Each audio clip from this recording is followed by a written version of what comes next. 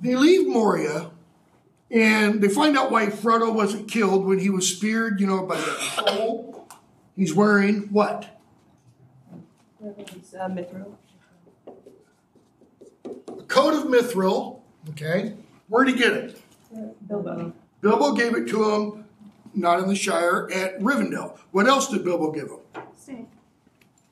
So Bilbo gave him his mithril coat in Sting, which is the sword that Bilbo got in The Hobbit. Right? So they're outside Moria, and they're trying to decide, where do we go? Now, who's the leader of the company at this point? Aragorn. Okay? And Aragorn says, we're heading towards Lothlorien. Boromir, is there no other way? Aragorn, what other fairer way would you desire? Notice, Boromir asks, is there any other way? Aragorn throws in another word. What other fairer way would you desire? What does he mean by fairer? Does he mean fair in the sense that we mean it? It's not right, that's not equal, equality, that kind of thing? No. What does he mean? Safer. Safer, possibly. He's using... Less evil. Less corrupted. Put it in a positive form. Nicer. Nicer. More beautiful. Fair, going back to its original English meaning, beautiful. What more beautiful way, he says, would you desire? So now, what is Aragorn telling us through that comment that Boromir really doesn't understand? There's plenty of other ways that we could go, but this is going to be the least problematic. Put it in the positive. Least problematic has a negative connotation. This is the most glorious way you can imagine. I mean, we're going to go through what? The elvish heart of Middle-earth. Okay? Boromir, a plain road, though it led through a hedge of swords. Just give me a simple old road, Highway 96, even though I've got to go through an entire hedge of swords. Plain road kind of on the other side of the swords. You've got to go through the swords first. Is that fairer? No. Not to Boromir it is. Why? By strange paths has this company been led, and so far to evil fortune. In other words, you and Gandalf, man, you've screwed up almost from the beginning. Against my will, we passed under the shades of Moria to our loss. He recognizes the loss. And now we must enter the Golden Wood, you say? But of that perilous land, we have heard in Gondor. We have heard. Louder? Heard, not seen. Heard, not seen. There's a phrase that's used repeatedly in the Old English epic poem Beowulf. And it comes from the verb yfrignon or yfrignon, which means to hear. And we repeatedly hear the poet say, the poet kind of intervenes and says, we have heard. Why? Because the poet is talking about things, the speaker of the poem is talking about things that occurred hundreds of years in the past. Right? It's all set in days of yore. Boromir has not been through Lothlorien.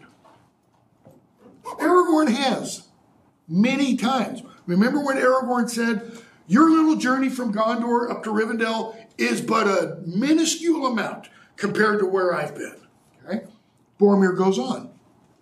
So, it's a perilous land, as we have heard, and it is said, again, few come out who once go in. Said by whom? if you come out who once go in, they're not the ones saying that, right? Because you wouldn't hear from them. What are those two statements? Heard and it has been said. Hearsay. Hearsay, rumor. Okay? And of that few, those few who come out, have escaped, implies it's kind of what? It's like a prison. Okay? Unscathed. To be scathed means almost literally like to be flayed. To have iron raked across your back. Not just, an iron bar like this, but like an iron or a steel rake. It means to kind of rip your flesh. So you can physically be scathed and you can mentally be scathed, right? Gollum is scathed by the ring. Gollum is so scathed that he's not Smeagol anymore. Almost, okay? Aragorn corrects him. Say not unscathed. But if you say unchanged, okay, then you're closer to the truth. Why? Nobody in Lothlorien is going to whip them or flay them. But just being in Lothlorien is going to change you. Why? Because Boromir used the right word when he called Lothlorien perilous. What does perilous mean? Full of peril. Back at the beginning of the fairy story essay, I didn't talk about this at all. Tolkien says one of the hallmarks of fairy stories is that the land of fairy is perilous. Okay, so what does it mean to be full of peril? You can die, man. You can die easily. The fairy story isn't the place where everything's wonderful, everything's happy, everything's joyful, and everybody lives happily ever after. Pull any tale out of the Grimm's Brothers book and show me one where there isn't this. That's what Tolkien means. It is perilous. And he says, and those who enter into the realm of fairy, must be bold. Right? And then he puns on his name, actually. He says, and overbold I am. Why? Because he's going to talk about fairy stories without being a scholar of fairy stories. His name, Tolkien, means overbold. And so he's punning on his name by saying that. What's the point? Boromir, lead on. It's perilous. In other words, it's almost like Thomas with the other disciples when Jesus is going up to Jerusalem the final time. And he's already told them, my time is at hand. I'm going to die. Okay? Thomas is like, we may as well go with them. We're going to die anyways. That's what Boromir means. It's perilous, Aragorn, perilous indeed. Fair, beautiful, and perilous. But only evil need fear it. Watch yourself, Boromir. I mean, he doesn't literally say, watch yourself, Boromir, but it's implied. Or those who bring some evil with them. In other words, only the pure, we could go to the Beatitudes if you want. Only the pure shall see God. Only those who are pure, who go into Lothlorien will escape it, to use Boromir's terms, unscathed. Okay? So, what do they have to do before they can get into Lothlorien? An elf shows up and says, I'm your guide, and we can keep going for a little while, but when we reach this point, one of you has got to be blindfolded. Which one? Gimli. Why? Because he's a dwarf. Because he's a dwarf, and they're elves. And how well do dwarves and elves get along? Like the KKK and the NAACP.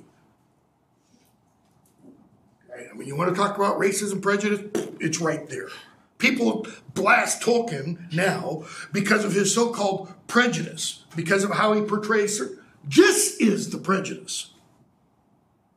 Okay? This prejudice, however, is not pre-judging. It's based on experience.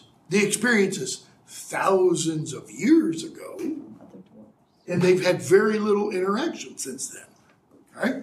So, yes? Which is really cool because it clearly states in the Fellowship that Legolas and Gimli have become fast friends already, just in the first book. Not yet. Not yet. They've come closer. Okay? Because what's going to happen? It's this incident that kind of cements that friendship. Legolas doesn't want to have his eyes bound. Because, I mean, he's a tree elf. The greatest trees in Middle Earth are right here. I'm from California. I'm from the Bay Area. Grew up 30 minutes away from the redwoods. We would go backpacking, coastal range, and there are literally some redwoods in that area and the giant sequoias that the diameter is almost the width of this room. The diameter of the tree. And you stand there and you look up at it, and those suckers are 200-300 feet tall, and they've been alive for 2,000 years. Okay? That's giving us an inkling, a glimmer of what these trees are like. Okay? So, if you're a tree hugger, Legolas, Tolkien, you like these trees. So they all have their eyes bound and covered. And then they're taken to Lothlorien. Okay? So, page 354, in the chapter of the Mirror of Galadriel, Haldir says, "Here dwell Celeborn and Galadriel. It is their wish that you should ascend and speak with them." Why? Because they live. Now it's gotten way too hot here. It was set at like 56. Up to 68. So they have to climb the tree. Why? Because they live in tree houses. Okay? 356. Celeborn says,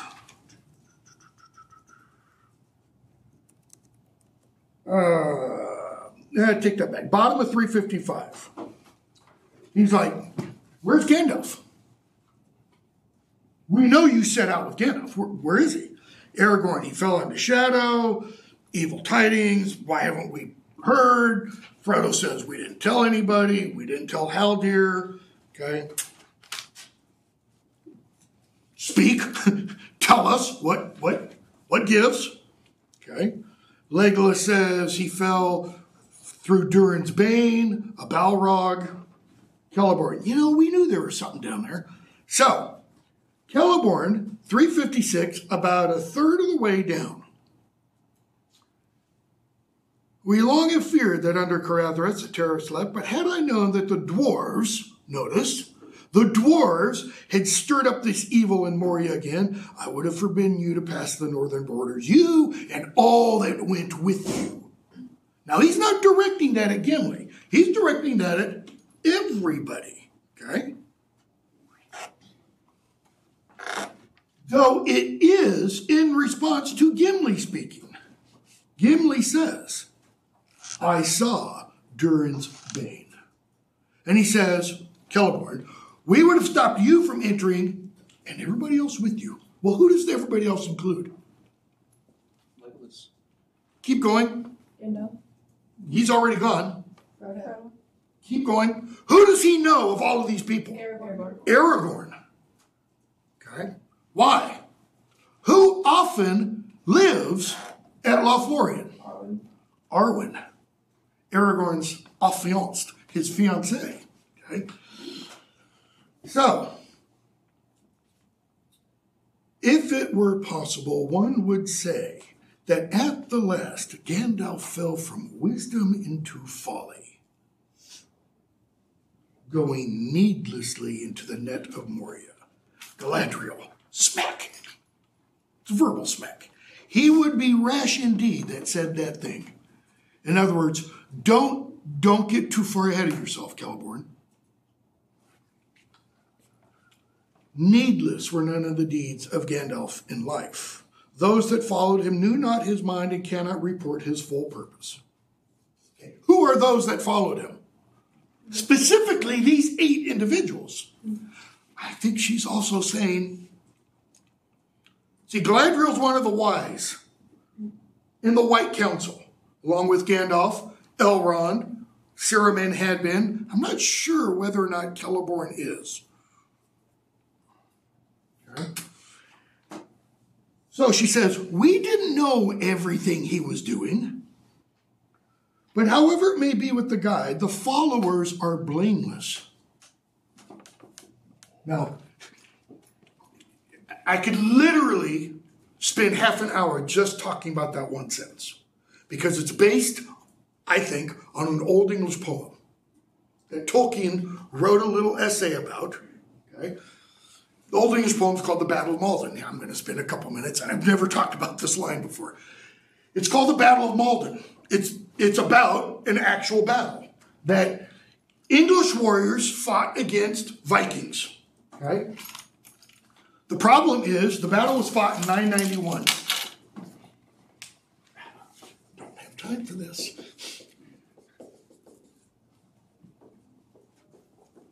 Battle of Malden.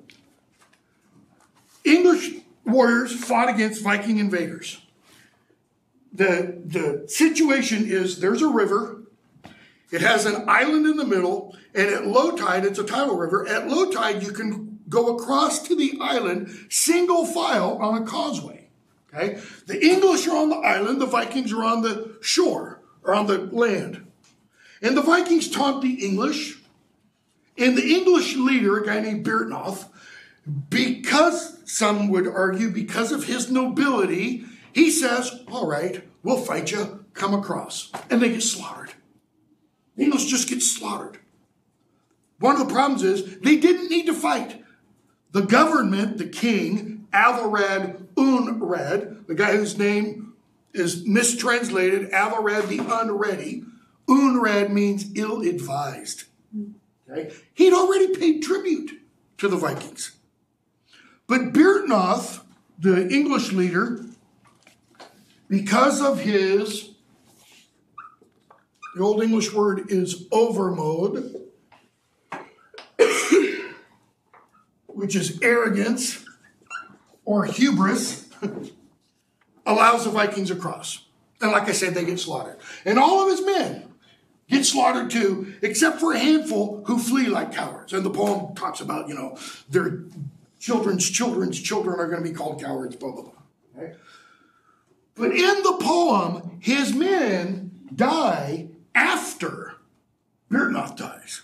And you get this final expression of the heroic ethos, the heroic mentality, which is something like, our heart must be stronger, our courage must be greater, our mood or mind must be, I don't remember what it is, keener as our strength wanes. In other words, as all our men die, those of us who are still standing, we've got to become tougher as the Vikings are hacking them to death. Okay? It's the greatest expression of this Old English heroic ethos.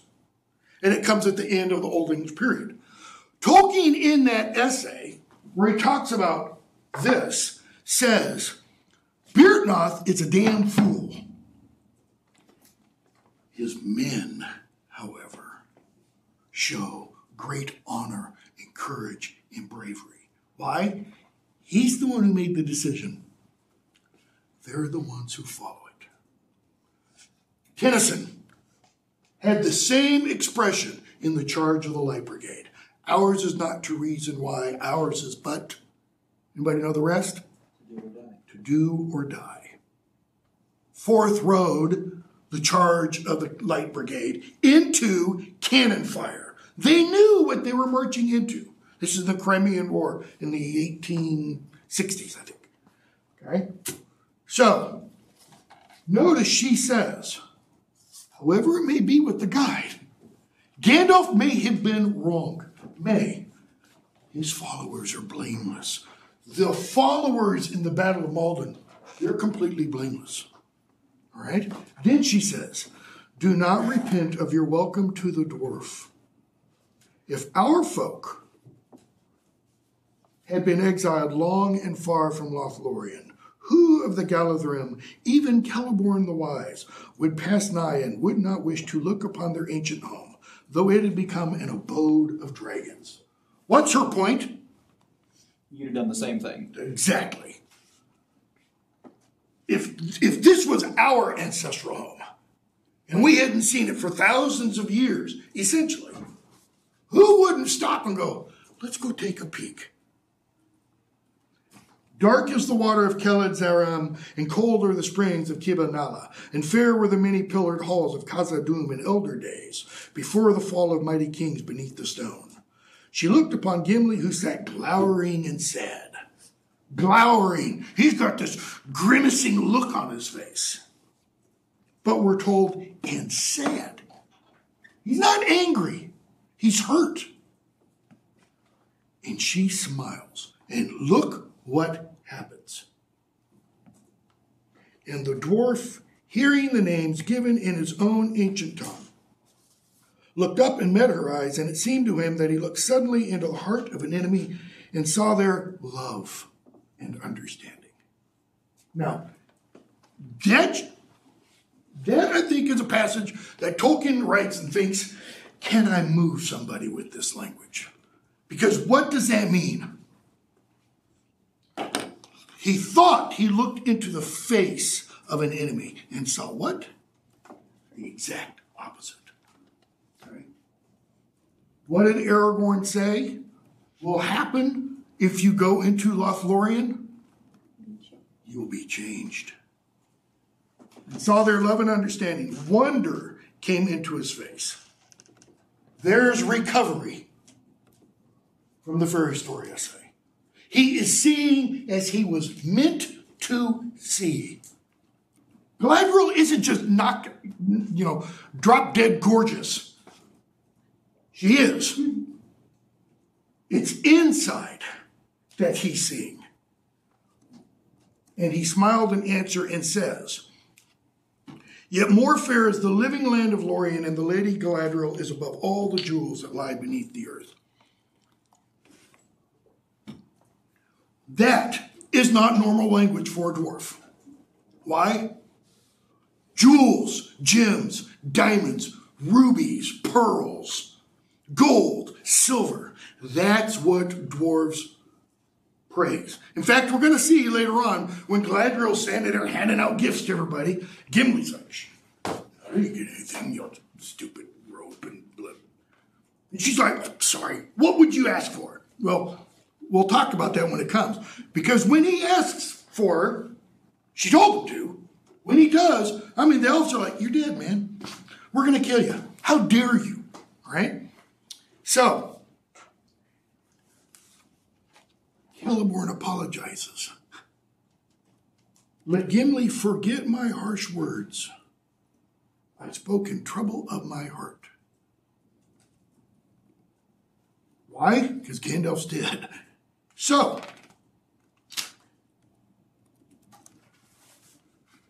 they're all kind of questioned by Galadriel, though she doesn't say, hi, Mary, how are you doing? Tell me what's going on. She probes their minds, so to speak. And we hear on 358, before the little break in the page, Frodo says, whatever came into my mind, I'm going to keep it there. I'm not going to tell you what I thought. Sam says, I thought I was all naked and such, Boromir, have a care. I do not feel too sure of this elvish lady and her purposes. Aragorn, notice the exclamation mark. Speak no evil of the Lady Galadriel. Why? Because she's as fair as her land. keep that question, why, in mind for when we get to the chapter, the Riders of Rohan. Because the Riders are going to say something about Galadriel, and it's not going to be Aragorn who comes to her defense, it's going to be Gimli. Right? And he's going to say something to the Riders that if it were to be said to Boromir at this point, Boromir would have that sword whipped out. Okay? You know not what you say. There is in her and in this land no evil. Notice he doesn't say there is in her and in this land nearly all good. There is only 1% evil. No. He says there is no evil. Okay? Unless a man bring it hither himself. Why does Boromir not trust Galadriel? Because there's a little bit of evil in his heart. Kind of. She's incredibly powerful. Okay. He's a deeply mistrusting person. Bingo. He's projecting his own doubts onto others. Okay? So, they stay there for a while, and it seems like time stops. So, Galadriel one day comes up to Frodo and Sam. Bottom of 361, 362. And she takes them to like what looks like a bird bath. You know, pillar or pedestal, stone basin, and there's water in it. And she says, this is the mirror of Galadriel, top of 362. She says, I can command the mirror to reveal many things. And I can show to some what they desire to see. But the mirror will also show things unbidden. This is an old trope in mythology and such, okay? And she says, and the things that I don't command it to show, are often stranger and more profitable. So, is she saying this will tell you the future? Is this a crystal ball? No, those are going to come up later, okay? So she says, Frodo, you want to look? You want to have some of your questions answered? This will do it. And he doesn't answer. So she turns to Sam. What about you? This is what your folk would call magic. Why? Because she's heard Sam talking about elf magic. I don't really know what you mean by that, she says, but you know. Why? Because the same word is used to talk about the tricks, the deceits of Sauron. She's like, if you use the word magic to describe what Sauron does, and you use the word magic to describe what I do, there's a problem with that word. So, you want to look and see elf magic, Sam? And he goes, yeah, I'll have a peep. Okay. He says, I'll probably only see stars, or something I won't understand. She goes, yeah, maybe. Give it a shot. So he looks in and he sees stars. Why? Water reflecting the sky. And then suddenly, the stars go out. And so Sam describes this thing he sees. There's Ted Sandyman, the party tree under which Bilbo threw the big party has been chopped down. The gaffer's been kicked out of his house. Okay? In other words, bad things are afoot in the Shire. The old mill has vanished. And now there's a big, can't think of the phrase. Another kind of mill with a chimney and smoke pouring out of it. This is an image from Tolkien's childhood. He used to play at a place called, at this little pond. And it had a mill at it. And that mill, when he was a child, was torn down and replaced with like a foundry that spewed out black smoke. Okay? Tolkien did not like the modern industrialized world. He hated the internal combustion engine. And trains. Absolutely detested. Because he said in a letter, all trains do is they take slaves to and from work. He meant people who work in factories and such are slaves. Why? Because they became enslaved to time. Think about it.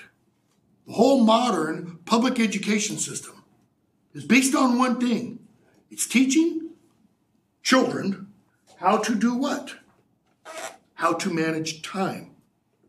To prepare them for an 8-hour workday. It literally goes back to the rise of the Industrial Revolution. Okay? So, Sam says, there's devilry at work in the Shire, page 363. Elrond knew what he was about when he wanted to send Mr. Merry back. I can't stay here. I've got to go home. Why? I've got to stop this. And she says, you cannot go home alone. You can't make it home. You did not wish to go home without your master before you looked in the mirror, and yet you knew that evil things might be happening in the Shire. Remember, it shows many things. They're not all true. Sam says, I wish I'd never come here. I wish I'd never looked in this. I don't want to see no more magic. No, I'll go home by the long road with Mr. Frodo or not at all. What does he mean by the long road? The subtitle to The Hobbit.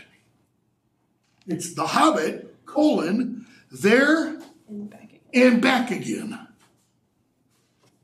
We will complete the quest or not. And if we complete the quest, then I'll go home and give Ted Sandyman, a foot up his. Frodo, you want to look? Do you advise me to look? Don't give any advice, she says. But, you might find something useful. So Frodo looks. And he sees a lot of stuff. We're not going to talk about all of it. He sees a big city. He sees Black Riders. He sees the mountain. He sees Sauron's eye. And as he sees the eye, and eye's kind of, shooting out beams, like boom, boom, boom. What's it doing? It's triangulating. It's getting closer and closer. And as it is, he's getting closer and closer to the water. Why? He's got the ring around his neck on a chain, and the ring's pulling him to Papa. The eye and the don't touch the water.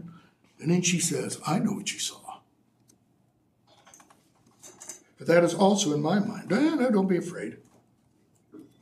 I say to you, Frodo, even as I speak to you, I perceive the Dark Lord and know his mind, or all of his mind that concerns the elves.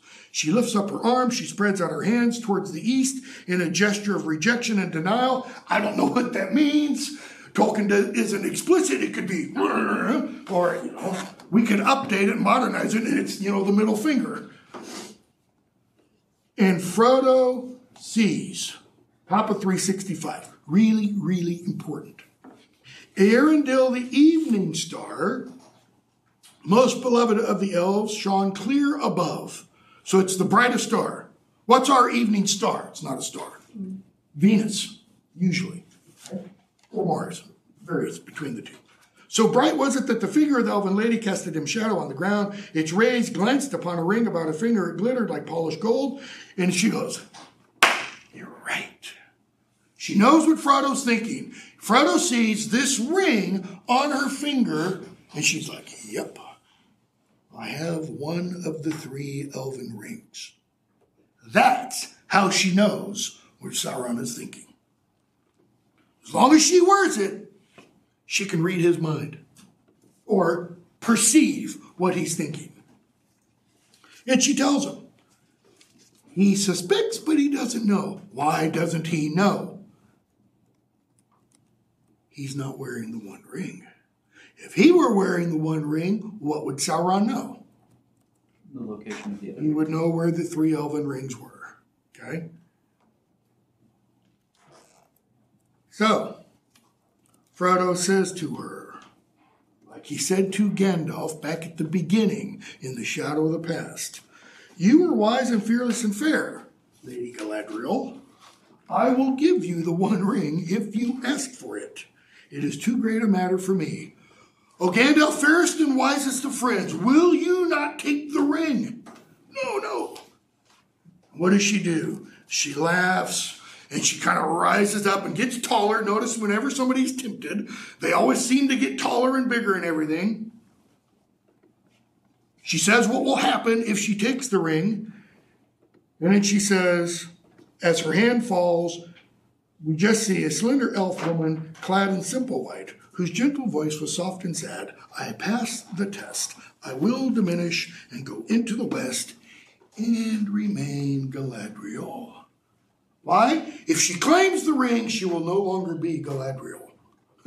She'll be something else. Okay?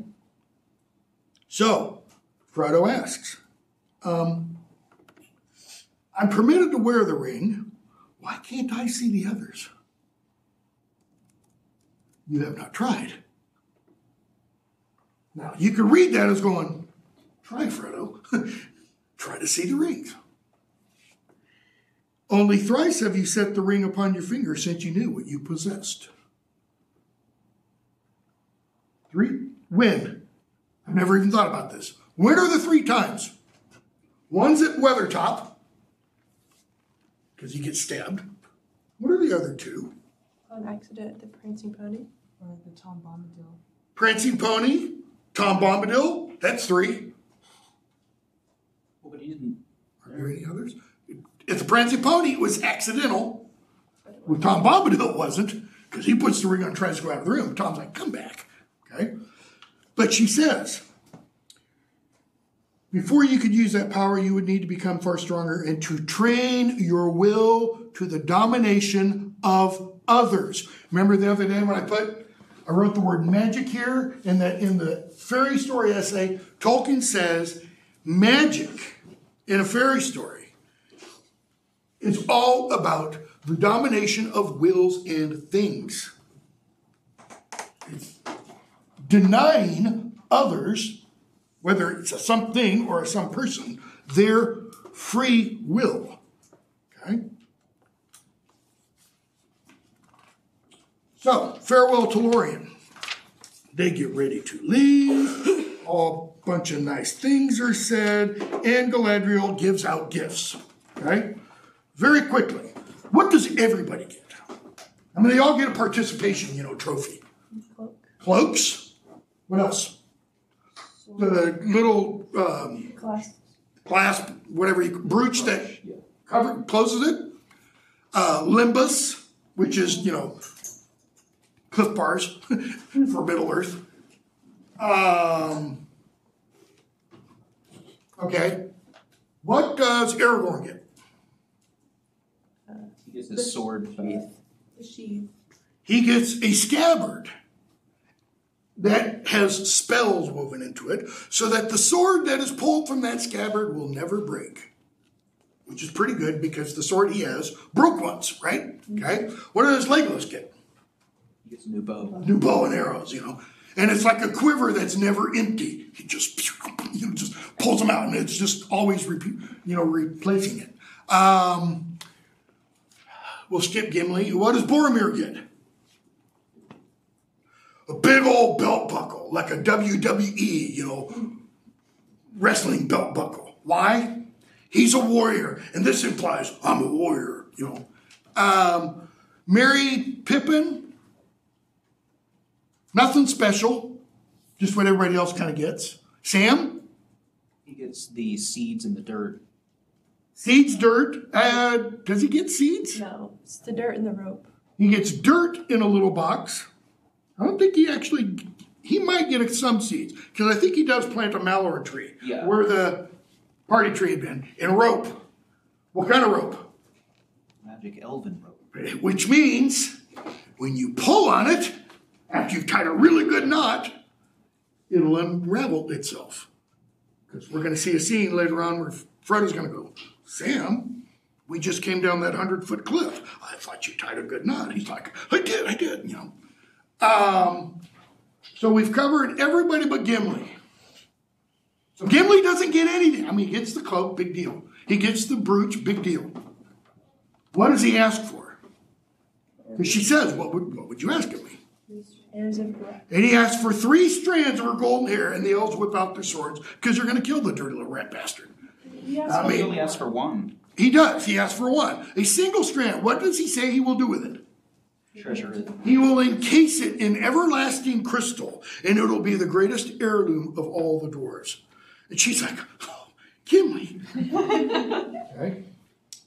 And so she pulls out 3 and gives them to him. And Gimli's just, over the moon, as it were. All right? So they leave. You didn't say what Frodo got. Oh, yeah, sorry.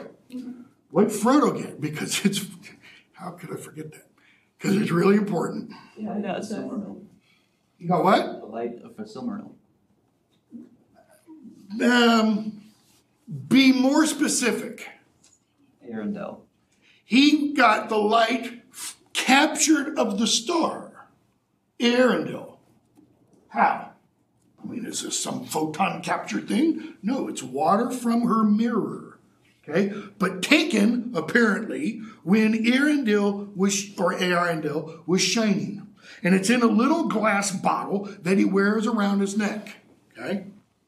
So it's the light of the Silmaril that Arendelle took when he went over to Valinor, right, to ask the gods for help. And they gave him the help, and they made him, they apotheosized him, turned him into a god-like creature, so that now he shines in the sky and, kind of provides light to wanderers and such, okay?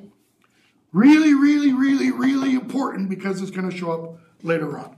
So, they go on the Great River, they're given boats, they're followed by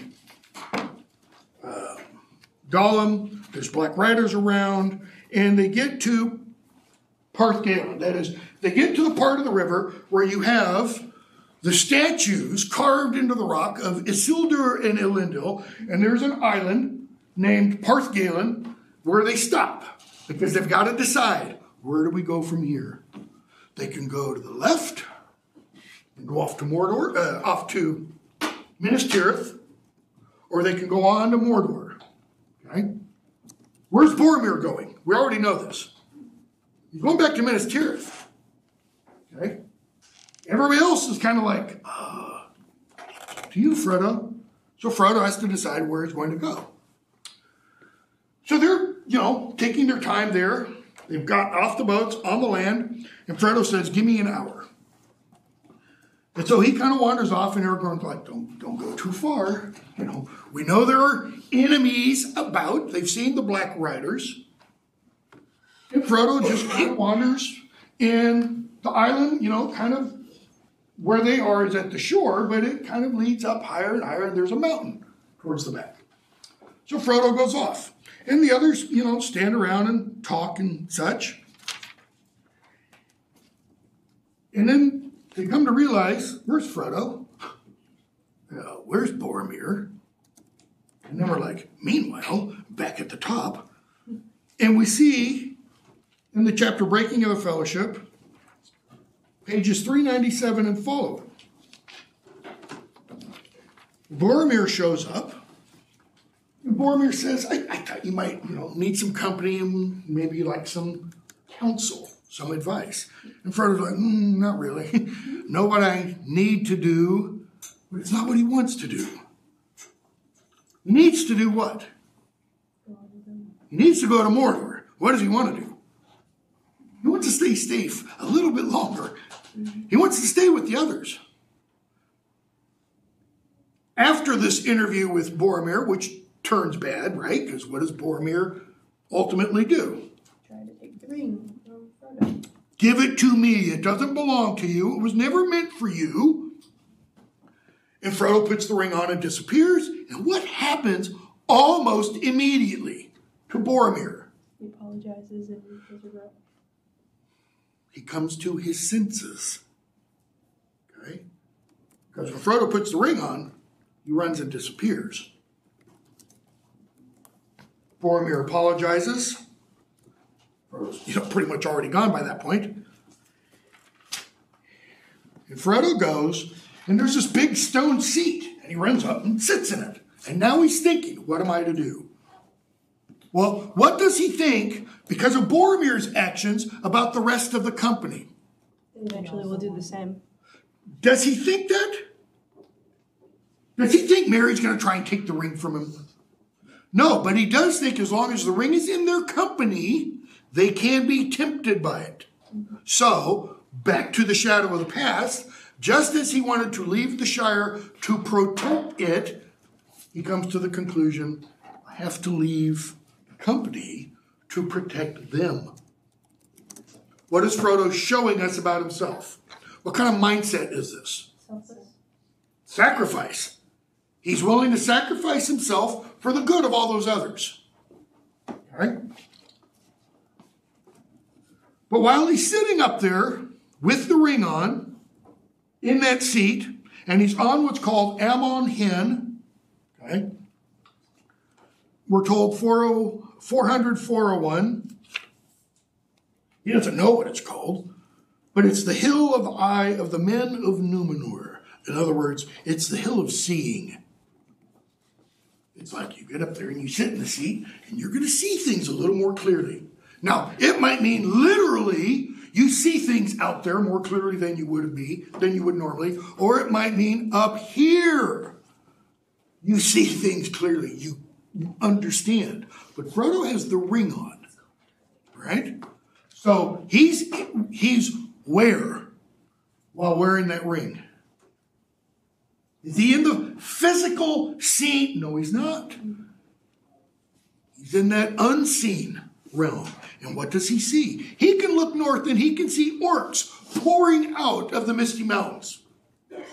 That's hundreds and hundreds and hundreds of miles away. He cannot physically see that. But he sees it spiritually because of the ring. Okay? What else? He sees the Beornings and the land on fire. He sees all kinds of things. And then he turns eastward. And he sees the Dark Tower, Barad-dûr, and he sees Orodruin, the fire mountain. And it's, erupting. And then he goes back to the Dark Tower, and he sees the Eye. Okay? And he notices the Eye, it's kind of like a lighthouse. It sends out a beam here, and then it sends out a beam there, and Frodo's like right here. And he's kind of like, and the beam gets closer there, and he's starting to realize it's coming towards me. 401. And suddenly he felt the eye. There was an eye in the Dark Tower that did not sleep. He knew it had become aware of his gaze. A fierce, eager will was there. It leaped towards him, almost like a finger. He felt it searching for him. And it hits one seat, another mountain, Amon Law, it touches, and then tall Brandir. And Frodo jumps down from the seat. And he hears himself crying out. Notice that construction. It isn't he cries out. He hears himself. Never, never.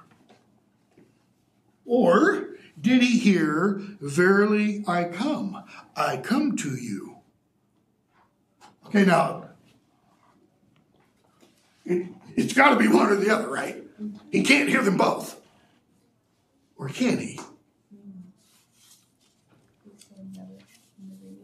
Louder?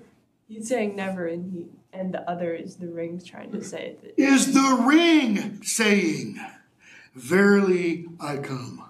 We're going to see a scene much, much, much later towards the end where Frodo's going to say something and then Sam is going to be this witness and he's going to see something and he's going to hear a voice.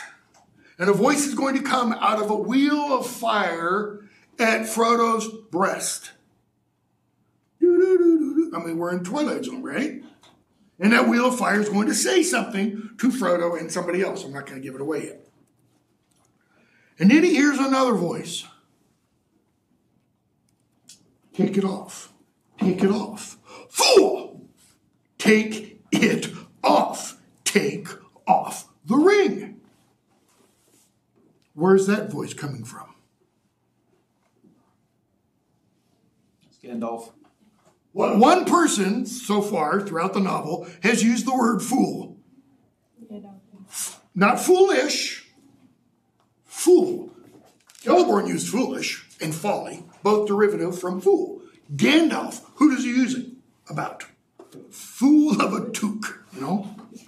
And so the two powers strive in Frodo. Warring, what are the two powers? Is it the eye and the other voice?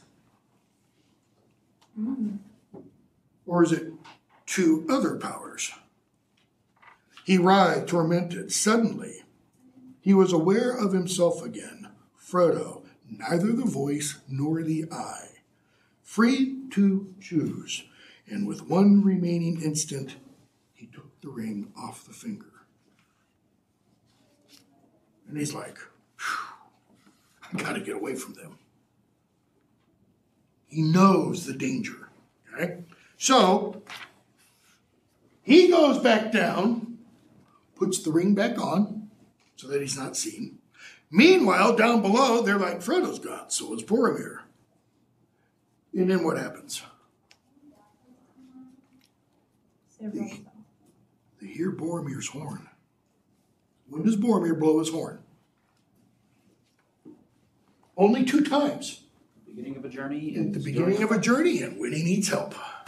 If Boromir's blowing his horn because he needs help, what does that tell us? Oh, shh. This is not good. Okay. So Sam starts running up the hill because that's where Frodo went. And he gets, like a third or half the way up, and what happens? What brains Sam has kick into gear. And he's like, wait. What would Mr. Frodo do? He's going to want to protect everybody, just like he did back in the Shadow of the Past. How's he going to do that? He's going to go by himself. How's he going to get there? He's going to take a boat. I need to go back to the boats. He gets back to the boats, and he finds there's one boat moving off into the river by itself. Okay? What do Merry and Pippin do? They run off after Boromir. Because Boromir comes back. He doesn't say exactly what happens, but, runs off. They run after him. Aragorn and Legolas, go off after also. Sam finds Frodo, jumps in the river. Our hobbits, Michael Phelps's? No, they don't like water. Okay? And he's sitting there drowning. Frodo pulls him up. So Sam punches holes in all the other boats so that they can't be followed. And he and Frodo go off by themselves. Now, notice, this is the end of Fellowship of the Ring. Now you have to wait, if you're in England, right, about a year, I think, for the publication, cliffhanger, right? Mm-hmm. And so we pick up the next book and kind of, we've got two different areas we can be, right? We can follow Frodo and Sam off on their journey, or we can stay here. We stay here. Chapter 1, the departure of Boromir. What does that sound like? Boromir had to go somewhere. Because what was he planning on? Going to Minas Tirith. It's like in the one Harry Potter novel, I won't tell you which one, where we have a chapter. You read some stuff at the beginning of the book, and then you come to a chapter, and it just says, Fallen Warrior. And the very first word, she's a cruel, cruel woman, J.K. Rowling. The very first word leads you to believe a certain beloved character is dead. And you have to read like a paragraph before you realize, no, he's not. Right? It's a different beloved character. Not quite as beloved. Okay? So, Aragorn, Legolas, and Gimli run, they find Boromir. Backed up against a tree, full of what? Arrows. Just like a pincushion. Okay? With orcs piled around him. And what do we get on page 414? This is Aragorn with Boromir. This is louder. Boromir confesses what he tried to do to Aragorn. Okay, so Boromir confesses what he tried to do. What is that for Boromir? What does Gandalf hope Gollum will find? His cure, redemption. This is Boromir's redemption.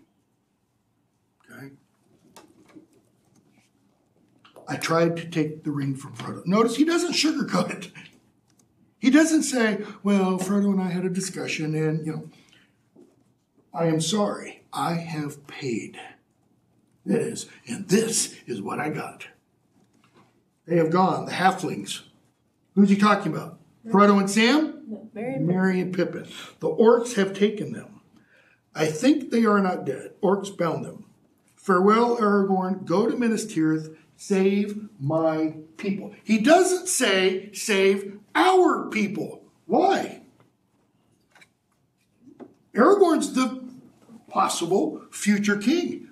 Boromir knows that. Gondor isn't his people, though. His people are the Dunedain up in the north. I have failed. What does he mean? I failed because I tried to take the ring?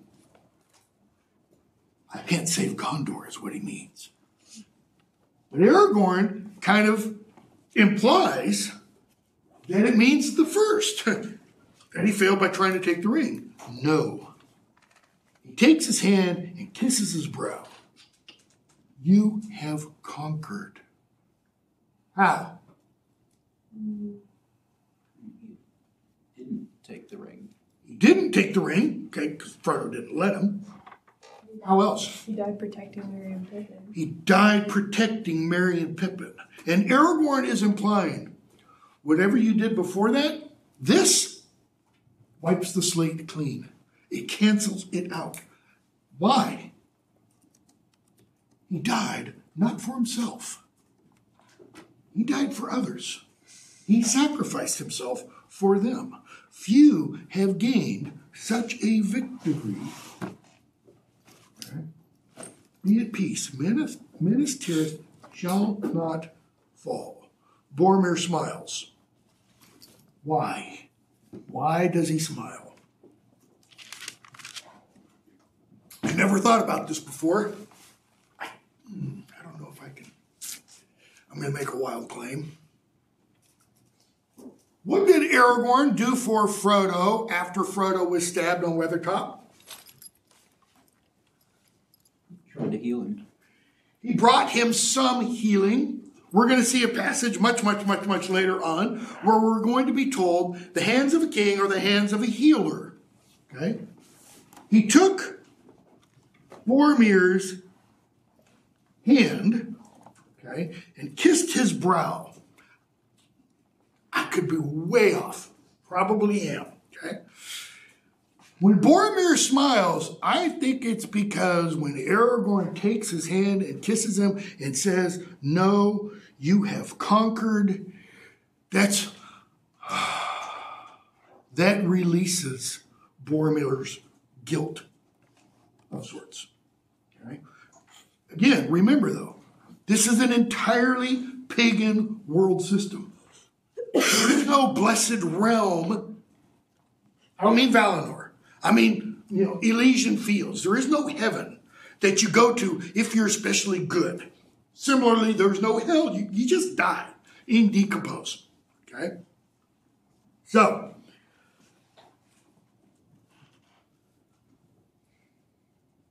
Aragorn thinks, thus passeth the heir of Denethor, Lord of the Tower of Guard. This is a bitter end. Now the company is all in ruin. It is I that have failed. Why does Aragorn think he's failed? Because he was the leader after Gandalf. He was the leader after Gandalf. And Frodo and Sam are missing. Merry and Pippin are captured. Boromir's dead. Everything's gone to hell in a handbasket.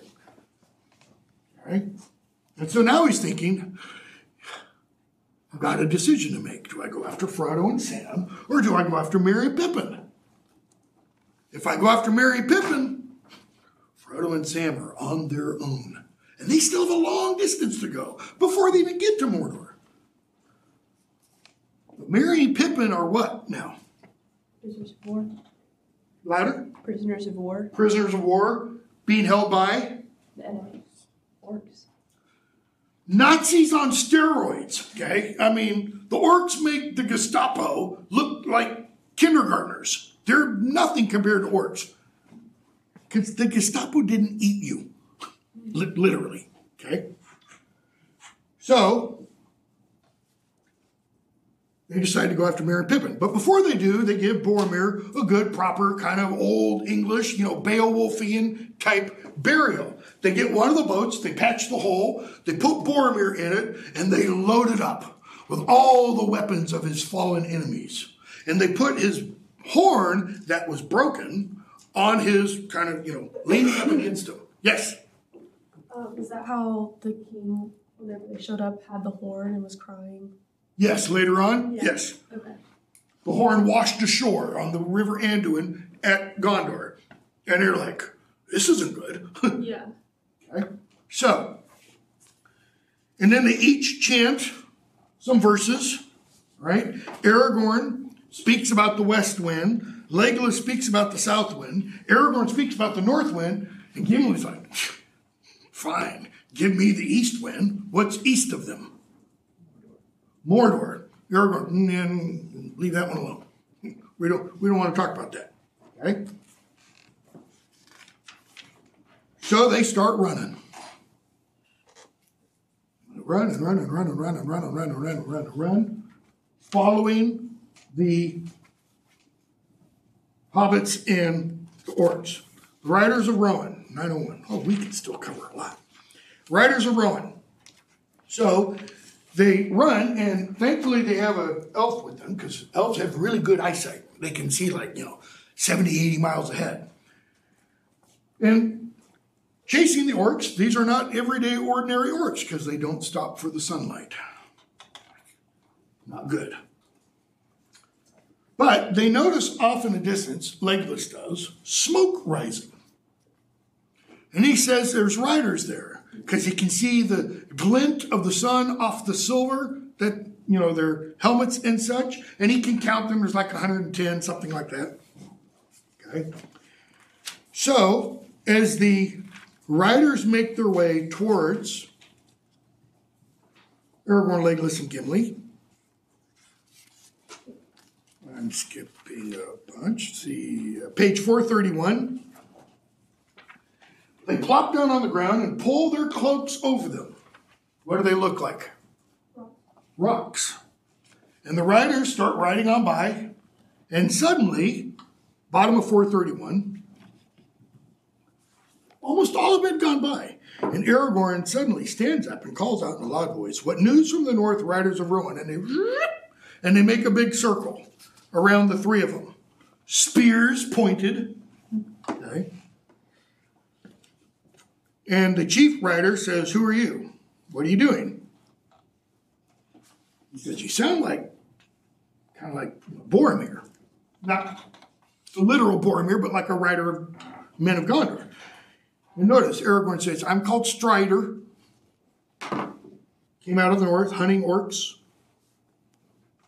Okay, "I thought you were orcs." He goes, "No, that's not orcs." He goes, "Strider, no. No, that's not your real name. Tell me your real name." This is the middle of 432. "Are you elvish folk?" "One of us. He's from Mirkwood. But we passed through Lothlorien, and the gifts in favor of the lady go with us." Okay. "Then there is a lady in the Golden Wood." Notice, what had been merely hearsay and rumor and stories now is reality, as old tales tell. Well, what else do those old tales tell? Few escape her nets, they say. Who's the they? These are strange days, but if you have her favor, then you are also net weavers and sorcerers, maybe. And he looks at Legolas and Gimli and says, "Why don't you speak?" And Gimli rises and plants his feet. Okay, so when Gimli rises, how threatening is that? Because, hobbits are like this tall, and Gimli's like this tall. Ooh. Stockier, big old axe, but still. And Gimli rises, "Give me your name, horse master, and I will give you mine, and more besides." In other words, don't ask me who I am, you tell me first. It's like when, old telephone etiquette. You receive a call, and the person who's calling says, "Who is this?" No. The person who's calling says, "This is tells you the name I would like to speak to. Old telephone etiquette. As for that, says the writer, stranger should declare himself first. But I'm Eomer, son of Eomer, and I'm called the third marshal of Riddermark. So he gives not only the name, but title. Then Eomer, son of Eomer, third marshal of Riddermark, let Gimli the dwarf Glóin's son warn you against foolish words. So he's just called him a fool. You speak evil of that which is fair beyond the reach of your thought, and only little wit can excuse you. You speak evil of that which is fair, beautiful, beyond the reach of your thought. You're so intellectually limited, you cannot conceive of a beauty like the one that you were speaking of. But I excuse you. Why? Because you're an idiot. Little wit. You know, morons are going to do what morons are going to do, kind of a thing. Eomer's eyes blazed. Why? He's a good interpreter of words. He knows exactly what Gimli just said. And the men of Rohan murmured angrily and close in. So the circle that was out here now does this. And so the spears are, now like a foot away from their chests. I would cut off your head, beard and all, Master Dwarf, if it stood but a little higher from the ground. So they're both engaged in what kind of rhetoric? Ad hominem attacks. I'm going to attack you because you're a moron. Yeah, well, I'm going to attack you because you're a midget. Neither of those have anything to do with, right? And Legolas says he stands not alone. You would die before your stroke fell. And while he says those words, which took me maybe 3 seconds, he knocks an arrow to his bow and it's pointed at Eomer's throat. He channels his inner dirty Harry. Make my day. Eomer raises his sword and Aragorn's like, whoa, stop. When you know more, you will understand why you've angered my companions. Will you not hear our tale before you strike? Can we at least... He says, okay, but, manners are important. Tell me your name. How does Aragorn reply? Tell me who you serve. I'll tell you my name, but you got to tell me who you serve first. Are you friend or foe of Sauron? I thought only a Sith speaks in absolutes, according to one of the Star Wars films. I mean, that's pretty absolutist, right? It's not like, well, do you mostly serve somebody? I serve only the Lord of the Mark. We do not serve the power of the Black Hand, but we're not at open war yet either. We desire only to be free and to live as we have lived, keeping our own and serving no foreign lord, good or evil. Okay?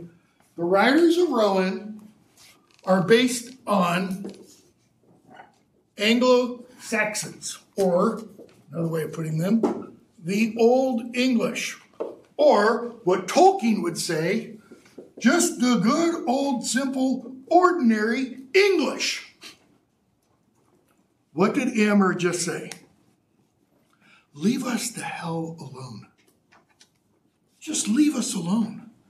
Just let us be free, live as we have lived, keep our own, what we have. Don't serve any foreign lord, for good or evil. That, by the way, that description largely comes from the mouth of Beowulf in the Old English poem Beowulf. As he's dying, he says, I've not gotten involved in any foreign alliances. I've not started any wars. I've kept my people safe. In other words, we had our little kingdom and everything was fine until this blasted dragon came in. Okay? Who are you? Who do you serve? At whose command do you hunt orcs in our land? Aragorn, I serve no man. Ooh, what does that tell us? There is no man that is in authority over me. Kind of echoing Tom Bombadil. Okay? Who are you, yourself alone, nameless? He's like, I don't hang from anybody else. Why? I am the future king. In other words, I am the man. But the servants of Sauron I pursue into whatever land they go. In other words, don't talk to me about your silly little borders. I don't care about your little borders. Ooh, here's Rohan. Here's Gondor. Big effing deal. If they're servants of Sauron, I'm going to chase them wherever they are. There are few among mortal men who know more of orcs. In other words, don't tell me about how to hunt orcs. And I do not hunt them in the fashion of choice, And he says, oh, by the way, I'm not weaponless. And he throws his cloak back, and he pulls out Anduril, and he says, oh, you want to know my name? Elendil, he says, as he pulls out the sword. I am Aragorn, son of Arathorn, and am called, notice we're not told by whom, and am called Elisar, the Elfstone, Dunadan, the heir of Isildur, Elendil, son of Gondor. That is, I am called all these things by other people. That's who I am. Here is the sword that was broken. Here's Excalibur, and is forged again. Will you aid me or thwart me? You going to help, or are you going to stand in my way? Choose swiftly. Time's ticking. Gimli and Legolas looked at their companion in amazement, for they had not seen him in this mood before. What's meant by this mood?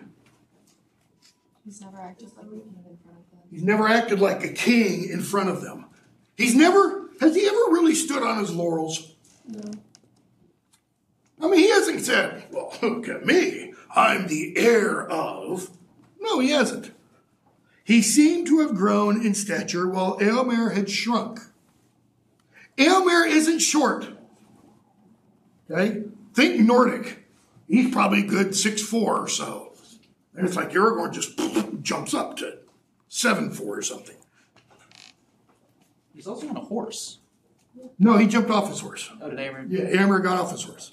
And in his living face, they caught a brief vision of the power and majesty of the kings of stone, of Elendil and Isildur that they saw at the beginning of the falls of Rauros. Okay?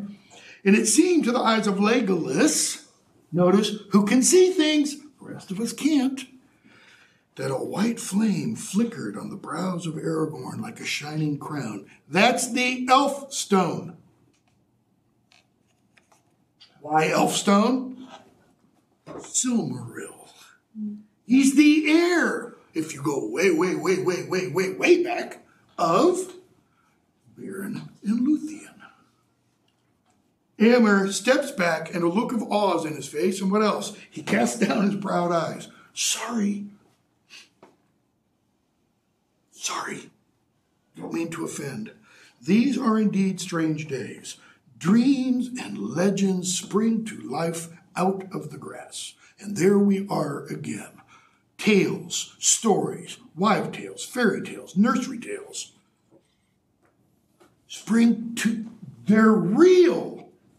In other words, notice, tell me, Lord, what brings you? Why are you here in our little backyard? And what was the meaning of the dark words? What dark words?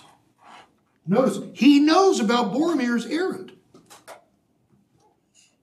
What doom do you bring out of the north? The doom of choice. That's a riddle, by the way, because doom means what? Judgment. The judgment of choosing. Because what do you do when you choose? If you choose this, what happens to the option? Gone. Right? You choose to pull a trigger. You're not in a Warner Brothers Looney Tunes cartoon. You pull the trigger and a physical reaction occurs. A bullet is fired.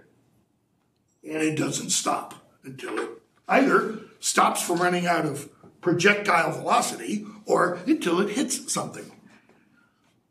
You may say this to Theoden, an open war lies before him with Sauron or against him. In other words, you don't get to be neutral anymore. There's no more being Switzerland.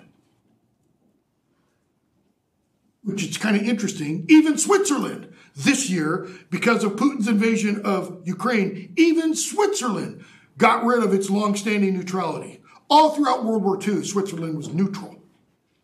It did not take a stance against Hitler. It did not take a stance for the Allies. It was just like, not our fight.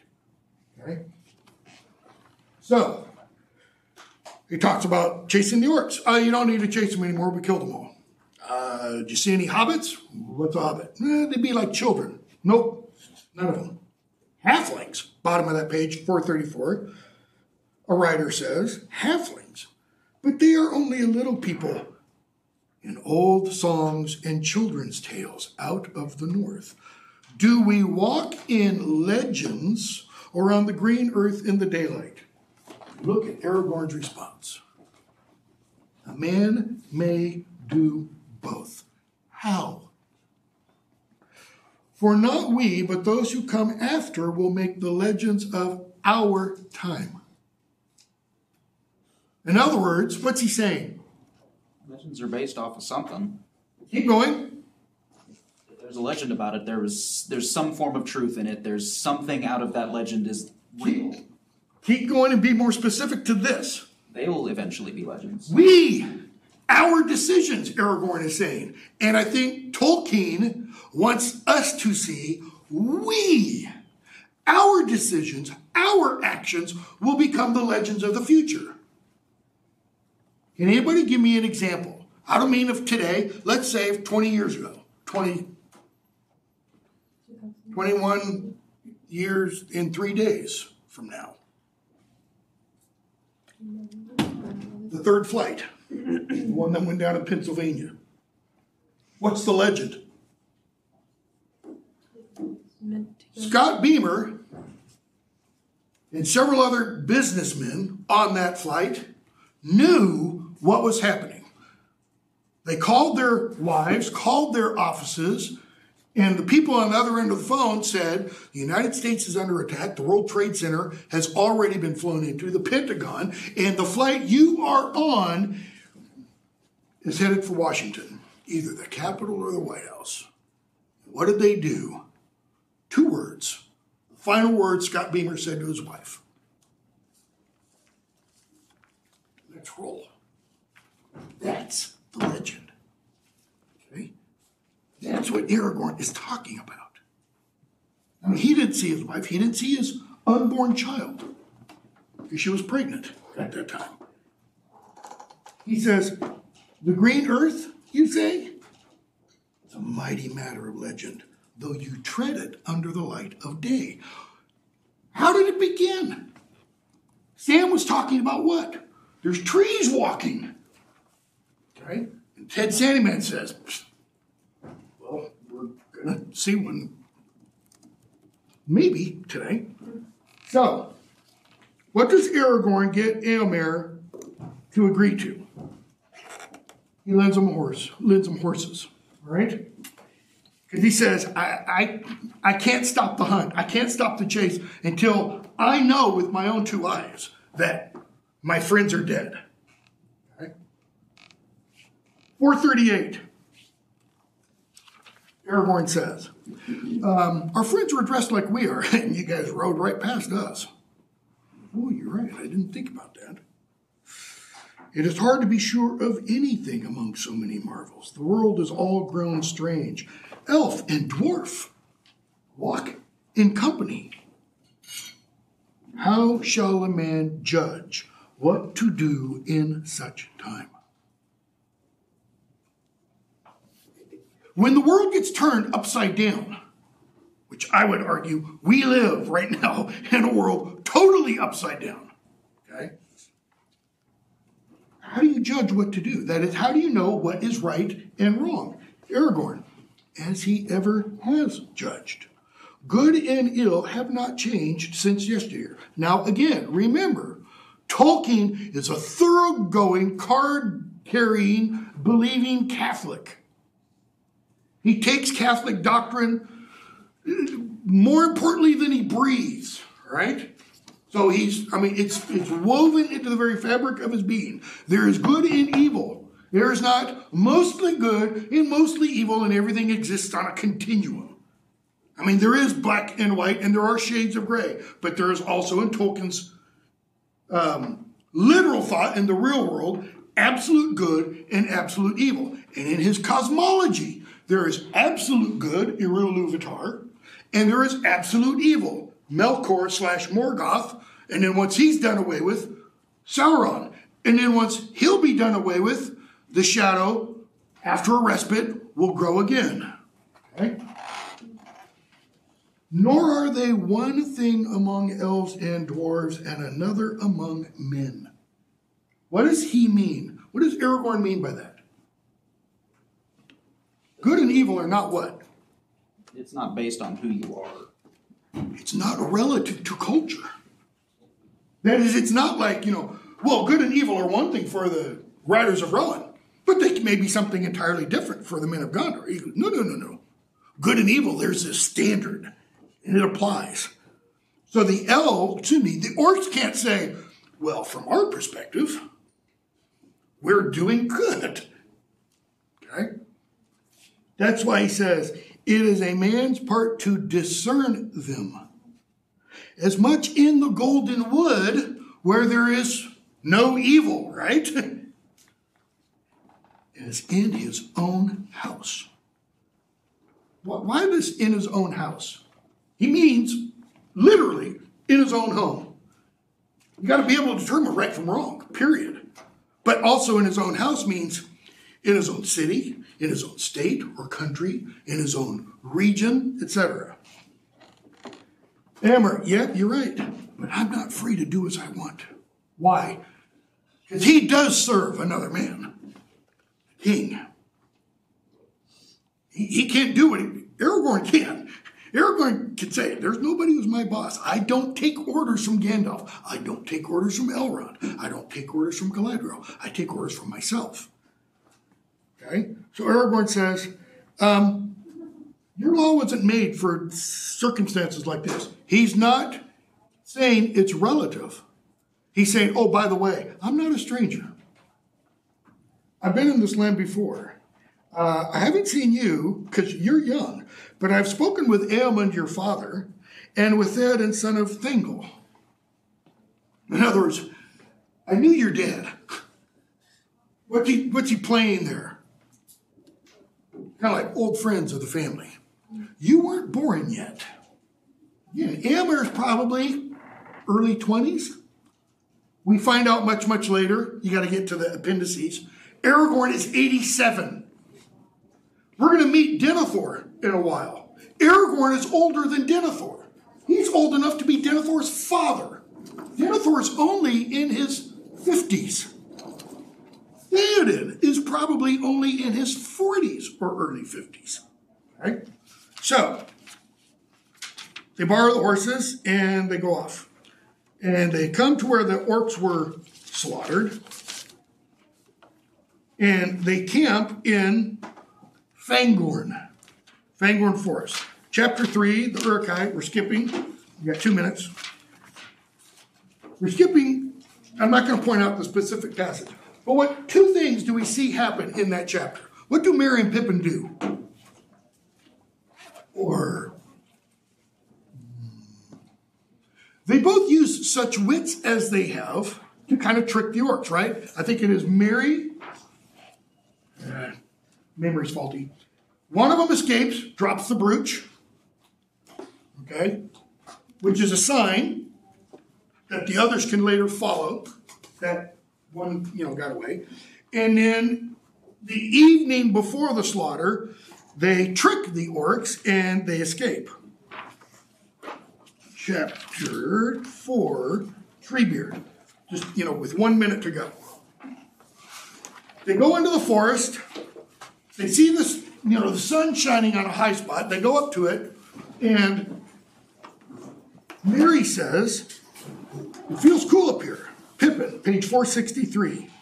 It's only a passing gleam. It will all go gray again. What a pity. The shaggy old forest looks so different in the sunlight. I almost felt I liked the place, and all of a sudden they hear this big, booming voice.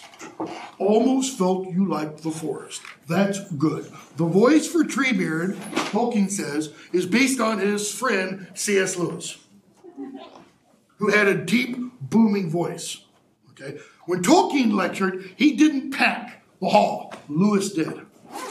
Lewis was a great, apparently, speaker.